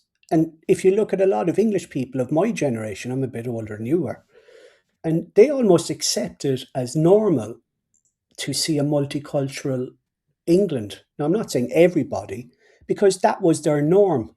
Like, I'm of a generation that, you know, 99% of the population was homogenous. To me, it's striking. Whereas if you get a person, a Zoomer, Generation Z, who might have gone to primary school with a load of migrants or immigrants, whatever, that to them is normal now. So they have no conception experientially of what Ireland that we remember was. And No. that's what you do, because generation by generation moves forward thinking that their period is normal. So, like, they would be aghast if they said, but, my best friend is, his dad and mom are Pakistani, and he's a nice guy. And that's the thing, he might be way nicer than any Irish person. I think that's another great myth in these discussions, because I don't posit the view that every Irish person is an angel and every foreigner is a devil. That's nonsense. Of It's course. like, my point is that we've enough devils of our own. We don't need to import the chances of more. And Yeah, and even a also, million angels would destroy our culture. To me, it's yeah. like, that's why I don't tend to focus too much on the migrants. They're a symptom. They're not the cause. The cause is in government and structures of power. Yeah, and They're I just think I think the migrant thing really is actually a product of the kind of post-war era, like itself, mm, because you can trace that back, like to like you can go and you can look at, for example, even the effects of the war itself, like during the war, like Britain is bringing people from its colonies to that's right. Britain. American soldiers are being brought over to Britain and all this, and like the same with the French. The French are drawing on their colonies and all, like to bring. Mm, And so Britain and France emerged after the war, kind of as multicultural societies themselves. Anyway, now they that's were true. trying to work out how they were going to basically present this That's and right. structure it, and Yeah. that's what I'll be writing about real soon. I have so much written on Well, that. it was usually through need. It's like what you have that, what do they call them? That group of, a lot of West Indians came into The Britain, Windrush thing. the Windrush Yeah. generation. Yeah. A lot of them came in because they were going to help rebuild Britain. But there was actually another assumption that they'd return home.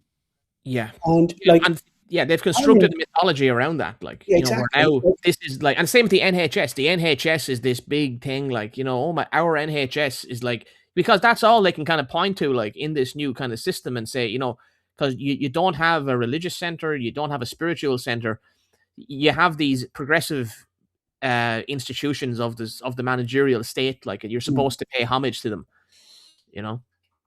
Yeah, and like that's why I think people should be kind of, you're almost setting yourself up for a kind of a trap when people focus on the crimes of migrants, Yeah. because that de facto suggests that, oh, but if if the only thing that you're worried about is crime, well, then we can bring in 5 million people with no criminal records.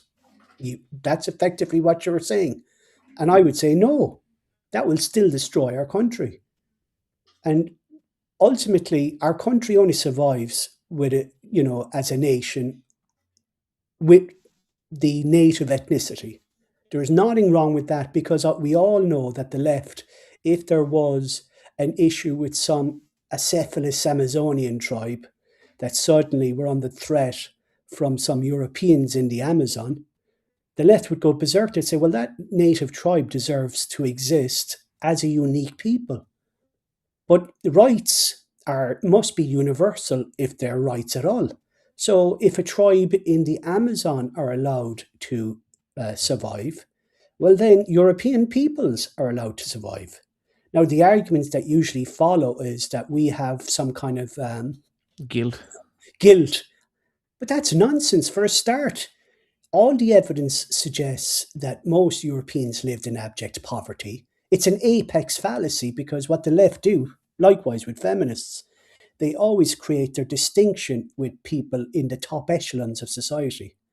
Yeah, people did make money off colonization, but they were the uber wealthy. They're the people today who want to sell out the nation. Most working class people struggled nearly across all societies in Europe, all of them.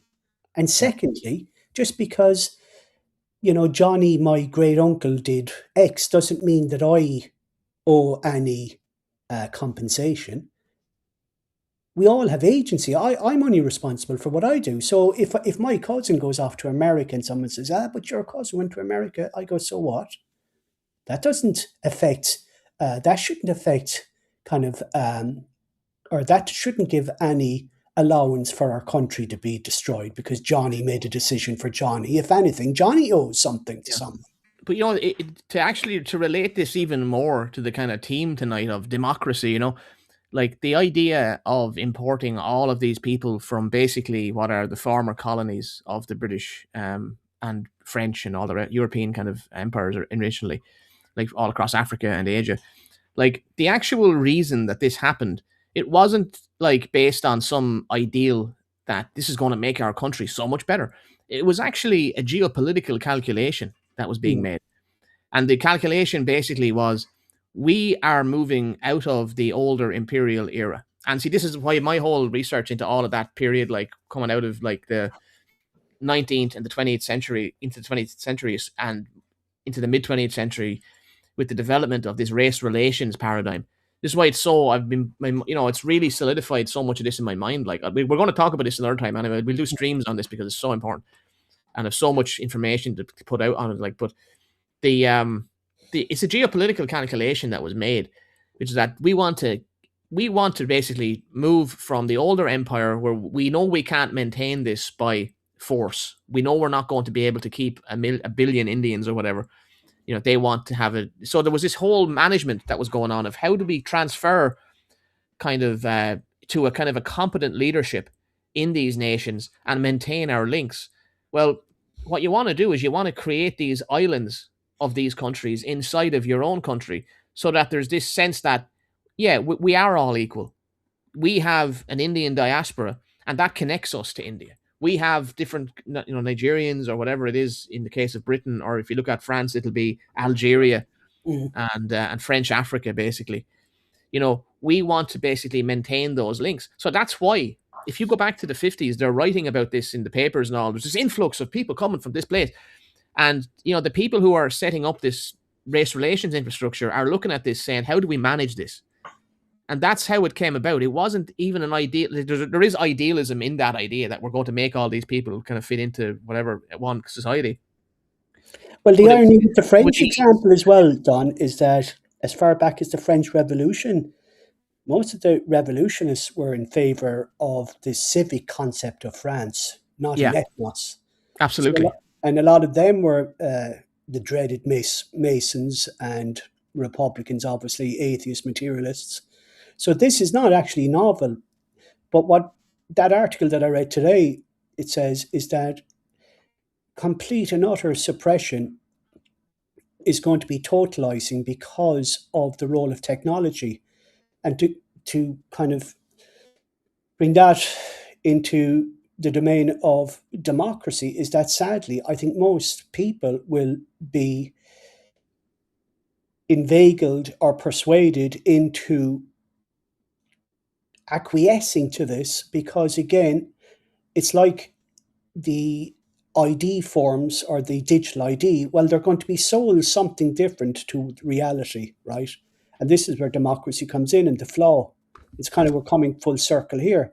But the digital ID will be sold as something benevolent, that it's easy to access, that, if you have an issue with your health, they're all on one card and it's going to be streamlined.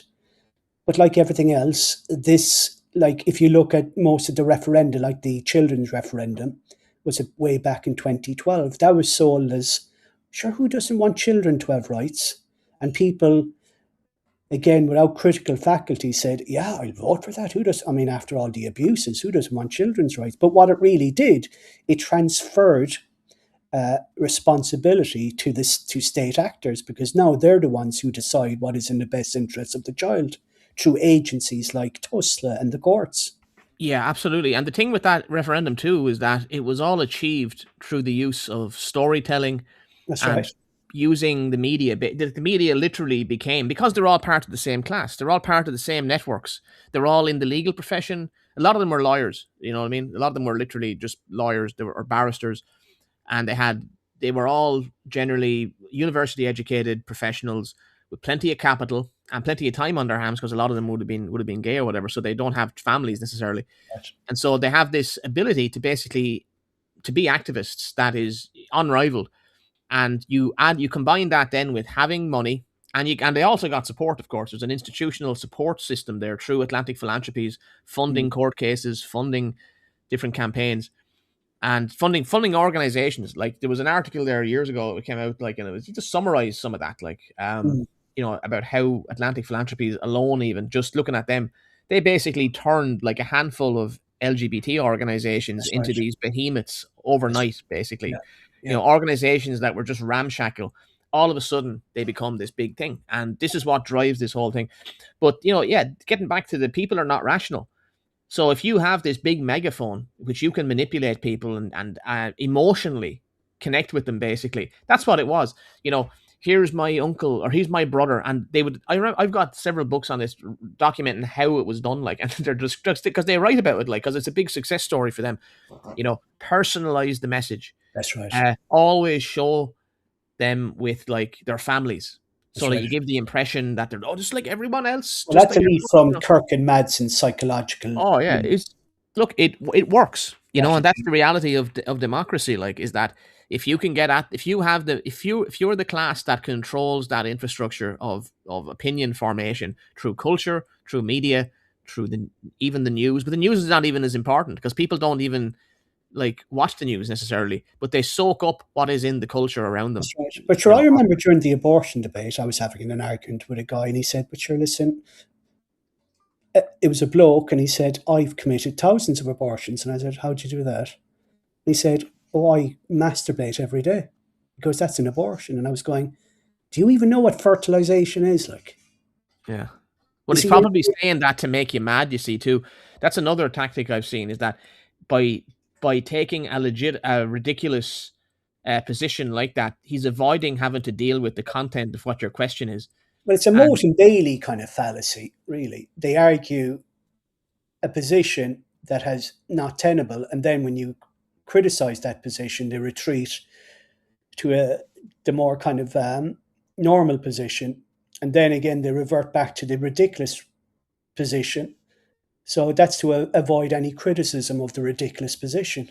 So that's what you see. Like, if the population is dumbed down to a degree, and it's going to get worse. I mean, the role of the smartphone, despite the fact of having reams of knowledge and information in the palm of your hand, most people wouldn't even be able to tell you, I'd say, the most basic facts about the world. They might be able to tell you about, you know, uh, Taylor Swift or Billie Eilish or whatever. Eilish, is that her name? oh, I I'm sure. wouldn't know. I'm showing my age now, but like, it's not about the fact that people can't access knowledge or that they don't have the uh, motive or they don't have the sensibility to access knowledge. It's the type of knowledge that they're prioritizing. And Yeah, that suits because the population has been dumbed down. I mean, they say, and I don't know how accurate this is, but they say the IQ quotient is per generation is falling every generation. Despite the fact that there's more knowledge. Again, like I suppose people are making calculations now on their phone instead of doing it in their head. They're Yeah. using chatbots again to come up with discussions. Whereas, really, what people should be doing, and I would advise this of nationals out there, is if you're going to use any AI at all, stress test your ideas. Yeah. That's what I do because you learn an awful lot by stress testing ideas. Well, you're getting at a point there, which is that these are tools which you can't pretend they don't exist, but you can That's use them in a productive way. correct. Yeah. Like Uh, AI is fine, but if it becomes like this thing that you can't actually think and you just pull up AI all the time, like I use AI as well. Like obviously Now, just there to are a lot of biases in it, Don, as well, just to yeah. let people be aware that you Yeah, have but to. if you're looking for sources and things, it's very useful, like, Mm, to mm, find like different articles, maybe academic articles, and then you can use other ways to get access to them or whatever. But like, you can find out what the kind of scholarship is on a certain topic. It's very good, like, and there's things like that that is great for, developing even some of these graphics. Like there's AI has done some of that, some components of this. Well, no, actually, is it? No, maybe not actually. But I But have done even that. third level education, though, Don, I mean, most people now, when they enter college, especially in the humanities, they learn subjects for an exam. They crash, um, they engage in this kind of crash study method. And then when the exam is over, all that knowledge now is gone because it was only temporary memory. Yeah, and I wonder how many people are actually using AI to do their coursework. It must be Well, enormous. yeah, there are. I think there are kind of programs to try and decipher whether an essay is constructed by AI or not. But I suppose even my own time at college, like we used to cram and whatever, and it was years later that I revisited certain books and I said, "Gee, I actually did this in college. Sure, I hadn't a clue." Because again, that's what the education system is geared towards. It's geared towards regurgitation and short-term memory, but there is no faculty for critical thinking. It's like I remember being gobsmacked when Varadkar said, "Oh," when he was touting abortion at the start, and he said, "Oh, it'll just be safe, legal, and rare." It's kind of a Clinton mantra. But sure, that's nonsensical because every abortion is de facto not safe because it kills another human being. Now, one would ask, surely a guy who studied medicine knows that, there is another human being there. And like that old argument, oh, it's only a clump of cells, that's even pro abortionists no longer even hold to that because it never held what, it never held up to scrutiny. You're kind of going, how can this guy put forward such a statement? And the reality is, I would argue that even in medical school, they're not taught about kind of basic critical thinking at all. Yeah, and they read less as well. That's the other thing that's really become apparent. Like, is that the it's very common now for people not to read full books. Apparently, on in college, like, which is just absolutely insane to think about that. That's terrifying. Like, because if you're like, and you can actually, and literacy levels, yeah, that's another thing. Like literacy levels seem to That's be in right. decline, like Yeah. internationally, like with all of this, as we increase the number of people going to college. So I've become a real kind of skeptic on a lot of No. this idea that educate like mass education is even viable in some respects. I think Yeah. you have to really look at that again, like, because it's like you spend so much money Mm. on this, like, and then you have to ask, well, what are these courses like? Are these just basically a kind of a state kind of program at this point? That's Credentialism, it's about getting people degrees because you need a degree to access now just even to get an interview. But degrees are no longer kind of what they used to be. And it doesn't provide any sense of expertise. Now, some people might say well, degrees are just very basic anyway, but like I know people who've never went to college and they're probably some of the most erudite people I've ever met in my life because they have a genuine um, need or love for knowledge. They love reading, they love understanding. mm, Just having a degree in of itself does not mean it's like Richard Feynman, I think, said it. He said, just, there's a lot of idiots with PhDs. It doesn't, yeah. guarantee that someone is intelligent. Like a PhD largely, and I admire people with PhDs, but it's largely, it's more to do with routine and dedication and than anything else. And people might say, well, what are you've kind of lost the subject with democracy. But we would argue no, because the people who are making the decisions are voting. These are the people being educated, Mm-hmm. you Yeah, know? yeah, and that's the yeah. It's actually we're in a bad situation here really because there's never been more people with expectations of having positions within. It's like the overproduction of elites. Like it's really apparent now. Yeah. And you see it a lot. Like these people on, I see people on X and all, and like like economists and everything, like and other things too. Like I always say, the two chief kind of intellectuals of the modern period, like are economists and sociologists, basically, Mm, and they work in tandem. mm. To basically dissolve all other authority. If you look at it now, you can't basically make any argument about where we're going as a country that isn't got to do with economics. You Well, have on to the be based on strangely, economics. you should say economics, because myself, Creda, and Marcus on our channel were discussing the role of distributism, and that, of course, that originated from the ideas of G.K. Chesterton and Hilaire Belloc.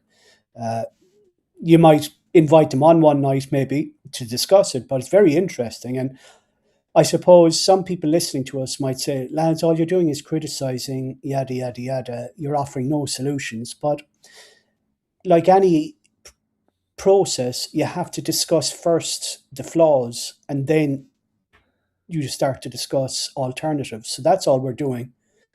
We will discuss alternatives at some point, but Yeah, and there's value in like analyzing these things. It's that's right. important to develop your. I'm always saying this, like you do this kind of work because you need to have your ideas. You need to develop your ideas. If Mm, not, you're liable to be given false ideas or incorrect ideas, or to be manipulated basically by someone else's ideas, which may yeah. not be in your interest. And there's a lot. I think with populism, there's a lot of that. There's a lot of this kind of. It's easy to say slogans. It's easy to be against things, but you have to really understand why. And if you don't really dig into that, if you don't produce knowledge, basically, that's why I like the fact that you put out these essays. That's what I try and do. I'm not as prolific, but like I try and really codify a certain point that I'm trying to make. Like, and even just having that out there percolating, it's important. Like, because what is your movement basically? If you Mm. don't do that work, you know, what exactly are you even about? Like, if you just you're going to be manipulated by something. And I And know so, we haven't even discussed Montesquieu and the separation of powers, which is also very, yeah, the three branches of government: executive, legislative, and judiciary. And of course, the argument was that each of those limbs effectively oversee, act as a custodian over the other. But ultimately, they don't really, because of the party political um, structure, that ultimately the Oireachtas is just political parties who vote in unison. And as you said earlier on, Don, the other limb, the judiciary, well, they're effectively appointed through these kind of quangos that are themselves, appointees that themselves come from similar kind of backgrounds. They attend the same schools. I know you were mentioning that earlier on. So again, it's this illusion that they're all separate. They're all looking up. Uh, they're who was it that I think it was James Madison said about about ambition having to be curtailed by the ambitious, but or maybe it was someone else. I can't remember. But ultimately, all these guardrails have been shown to be completely illusory. And maybe we didn't talk about that enough, and we're probably reaching the end of today's podcast. But I think I would urge people to just observe and do their own digging. Don't necessarily believe what myself or the Don are saying, but scrutinize and say, listen, is this true? And test it. Test it. That's crucial. Because if anything, today's world offers us an opportunity to genuinely use our God given faculties to reason. And, that's, I suppose I'll end it there. yeah, no, it's a good place to end things basically, and we've kind of covered the basic structure of what we wanted to get through. There's a lot of other we didn't go into every single thing in that essay, but I think we did a good job enough there, laying out a kind of a warning about taking democracy on its face as being Mm, an inherently good thing. It may not mm, necessarily be a good thing at all. And I would say that in the 20th century, that there has been, that's what we're kind of arguing here, is that there was constructed this kind of system, which is kind of called like Western democracy, but which is really controlled by elite, mm, and it has a kind of a structure to it that you can observe basically at certain, and it becomes really operational when you look at color revolutions and like misinformation, disinformation campaigns, this kind of thing. It becomes very obvious that okay, there's a kind of a structure. I'd like to do a stream on some of those institutions actually as well sometime. It's mm. just looking at some of them as part of this. But yeah, that's basically it. And I'll just hit on. I'll see if anyone has commented on some of the socials here. On YouTube is the biggest audience tonight. Oh no, it's not. It's the second biggest audience on YouTube. Uh, but yeah, welcome everyone that's watching over there. Um, Citizens' assemblies are a sham. More astroturfing. That was earlier on tonight. Yeah, it's very, very obvious that yeah, citizens' assemblies are like the kind of apotheosis of this in a way because you get expert opinion kind of brought in to bear, like to kind of there's an end is already assumed by the whole process being created in the first place. And yeah, we did that on the facilitation stuff. We were talking about that, and it's just like Red Sea polls are mostly hogwash. The way the questions are posed is key. Absolutely, absolutely. Uh, John Paul Williams says, yes, 100%. Citizens' assemblies are corrupt, but citizen vigilante is some lad. Everyone's gone about this movie. My take on it, if anyone gives a shit, probably you don't, is that I'm happy it exists. I whatever. I'm not. I don't get why some people are going out of their way to kind of go mad about it. Oh, it's propaganda. I just don't get it. If you listen, I listened to the director being interviewed, and I just thought, yeah, I can understand his reasonings. It doesn't seem that subversive to me at all. I understand where he's coming from. He's a liberal that just doesn't like the last kind of 10 or 15 years of, mass immigrationism. And he's an integrationist. Mm. So I can understand what his movie is saying, basically, because he kind of makes the whole thing is about like these newer people aren't respecting our democracy. That's kind of the message of the film. Like, and yeah, that's my take on it anyway. Have you seen this movie? I haven't actually, no, no, but Um, I've a couple of friends who want to do a podcast discussing it on our channel. I'm not yeah, sure, but I'd have to watch it first. But yeah, what I found most interesting, Don, and again, it comes into our idea of democracy that we keep, and we haven't even mentioned Marcuse or Karl Popper and the role of tolerance. But it's amazing how Germany loves protecting democracy by authoritarianism and censorship, which is yeah. kind of ironic because I think Yeah. the film is banned in Germany. It is, and the thing is that Germany is like patient zero for this system anyway. Mm, Germany was where it was first and most aggressively kind of deployed, basically. So you mentioned this in the article, but Germany is structured so that basically, you can basically just outlaw political parties so easily, basically. mm. Um, I'll quickly pick out one or two more. Um, Democracy is a farce given to us to make us believe that we have a say in our government. In many respects, yeah, it's about making you feel that you've gone through some legitimate process. Well, I voted, I made my mark on the bit of paper, and I have to accept the outcome. That's it. That's it. Um, you play the game by voting, someone says as well. Yeah, indeed. Yeah. Uh,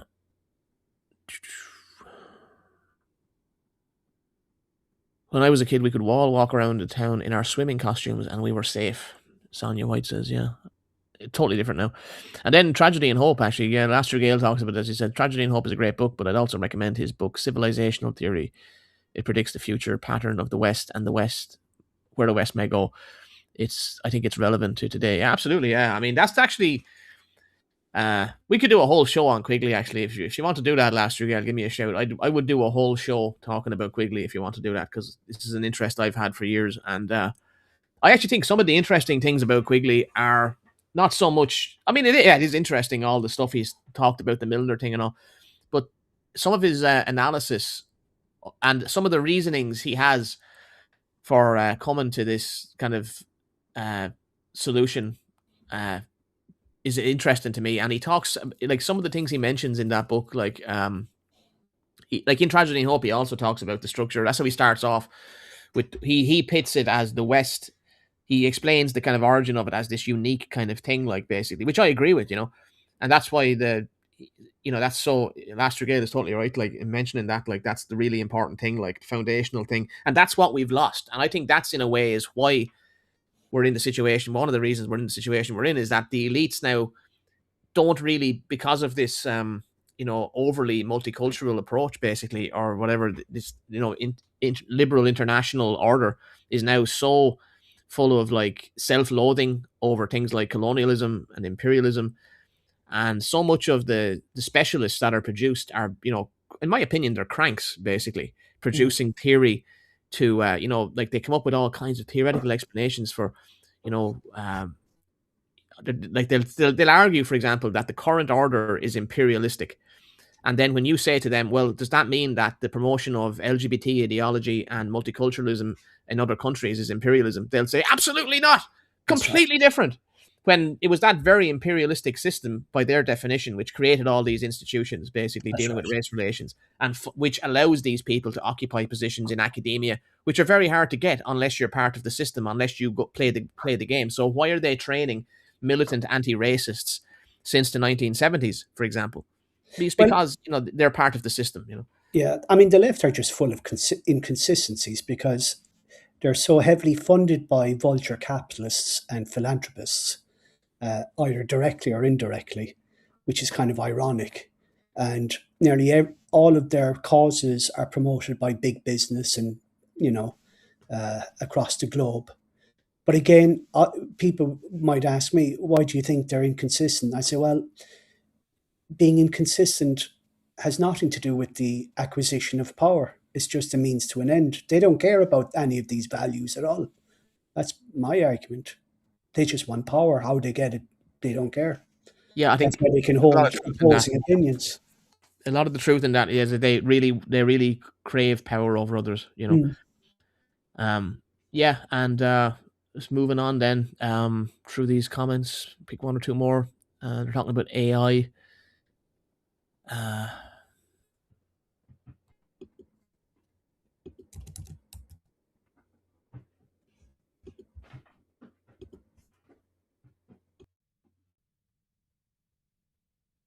yeah, the new religion for those without the faith. Yeah, that's kind of what we have now. There is a religiosity to all of this. Um, Ulysses is awful, in my opinion, says Last Regale. Yeah, I haven't actually read Ulysses, to be honest.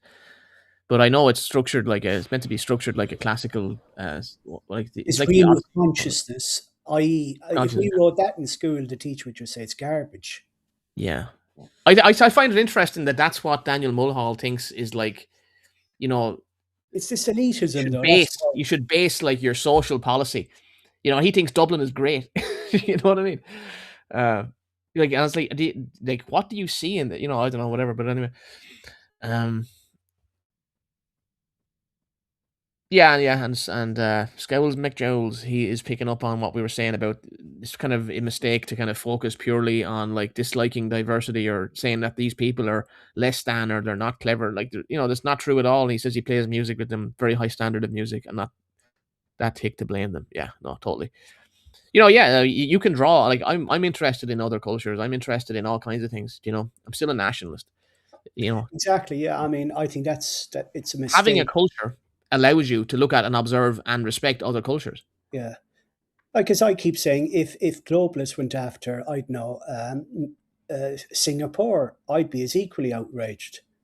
I mean, I want all peoples to be able to self-determine according to their, right to associate and, by corollary, a right to disassociate. So, like, we have a right in the same way that an Amazonian tribe has a right to exist. Doesn't mean that I have to hate anybody. Yeah, no, absolutely. And that's basically it. Yeah, I mean we've covered there. We did a good 2 hours, so we'll draw a line on it. But yeah, thanks everyone for watching. If you would please go over to Rumble and Odyssey and subscribe over there. They're great alternative platforms. We had a few on Rumble tonight, but not many. But basically, I really like supporting those platforms because they're they're doing a good service. Like, and YouTube is always, you never know what's going on with YouTube. Had a big audience on it last week out of nowhere, and then kind of back to a smaller audience this week. It's hard to know what's going to travel. Mm. Um, so you can follow me on Substack and read Bosco's Substack. You can find him on Telegram. His links are in the description to this video. And are you ready to call it a night, Bosco? Yeah, perfect. Yeah, Thanks for having me on, Don. yeah, no, appreciate it. And we'll be back in a few weeks, and I'll be talking to you soon, everyone. Take care. God bless. Bye bye.